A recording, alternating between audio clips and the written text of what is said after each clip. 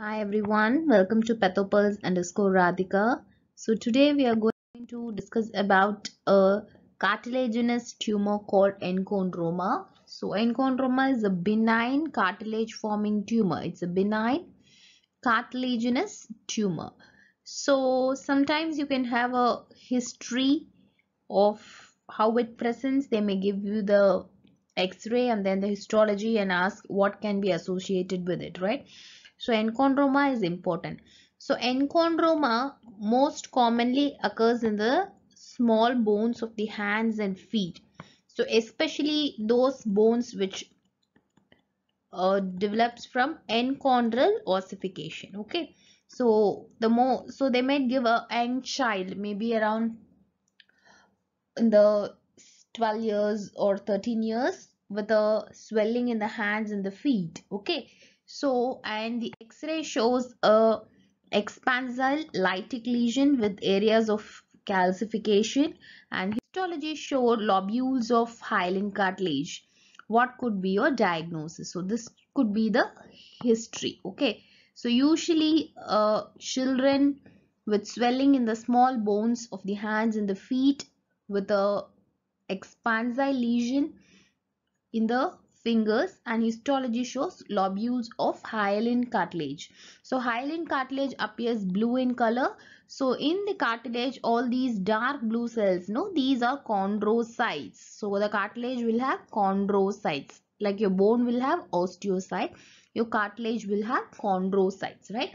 So you should be familiar with this. So what is enchondroma? It's a tumor which forms cartilage. So because it's forming cartilage, it's called enchondroma. Okay, and the common site is hands and feet, and you have lobules of hyaline cartilage in it. So this is about enchondroma. And two other important things which you should remember about enchondroma is their associations. So enchondromas can be associated with Olliers disease, and one more thing is called Maffucci's syndrome. So what are these things? So what is Olliers disease? So Olliers disease, the patient can have multiple enchondromas with some skeletal deformities. They can have skeletal deformities. Whereas in Maffucci's, in addition to multiple enchondromas, the patient can have hemangiomas, okay, spindle cell hemangiomas and certain tumors. So what tumors do patients with Maffucci's syndrome develop? So they can develop either ovarian tumors or brain tumors. So they can develop glioma. Okay, so these are the two association with enchondroma. So with regards to enchondroma, you should know it's the most common benign cartilage forming tumor, and in an x-ray there will be a lytic expansile lesion. Most commonly occurs in the hands and feet of children, and histologically shows lobules of hyaline cartilage with benign appearing chondrocytes, and they can be associated with Olliers disease and Maffucci's syndrome. Olliers disease is nothing but multiple enchondromas which can be associated with skeletal deformities, whereas your Maffucci syndrome is multiple enchondromas with hemangiomas and tumors. So what tumors they can develop? They can develop, remember, OG. Okay, they can develop ovarian tumors and gliomas. So this is about enchondroma, and enchondromas arise usually from the metaphysis. So this again is an important clue. So whenever you have a bone tumor, you should look at the location in the x-ray where it is located, either in the epiphysis, metaphysis or diaphysis. So we never make a diagnosis, pathological diagnosis of any bone tumor without looking at the radiology. It's very important you correlate it with radiology. Okay, so when you take a long bone, so you have different regions. So this part we call it as a diaphysis. Then you have the epiphyseal part, then you have the metaphyseal part. So certain tumors, they occur in diaphysis, certain tumors occur in metaphysis, and some in epiphysis. So you should know that. Okay, so remember most of the tumors occurs in the metaphysis, either benign or malignant bone forming tumors. So can you name any benign bone forming tumors?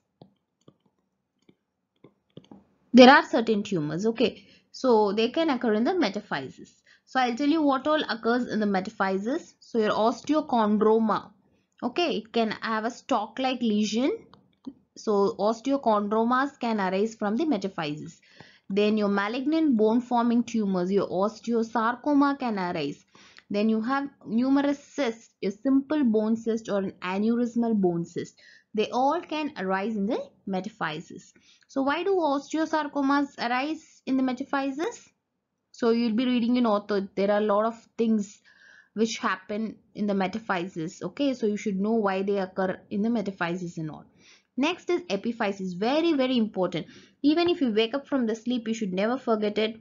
Why, which tumor occur in the epiphysis? So never ever forget GCT, giant cell tumor, or your osteoclastoma. So your osteoclastoma arises from the epiphysis. Okay. So one other tumor which can arise in the epiphysis is chondroblastoma. Okay. So chondroblastoma can arise in the epiphysis. The other tumors like your Ewing sarcoma, your multiple myeloma, they all arise in the diaphysis. Okay. So you should remember about this. So this location provides an important diagnostic clue. So metaphyseal tumors could be osteochondroma, osteosarcoma, a simple bone cyst, an aneurysmal bone cyst, or osteoblastoma. Okay, enchondroma, all those are metaphysis. So remember GCT epiphysis. You should never forget this. So GCT arises from epiphysis. The other name is osteoclastoma. Your chondroblastoma arises from epiphysis. Then your Ewing sarcoma and multiple myeloma occurs in the diaphysis. Okay. So this is about enchondroma and the various tumors pertaining to cartilage forming and bone forming tumors which arise in different regions of the bone. So this is very important. Okay. Thank you.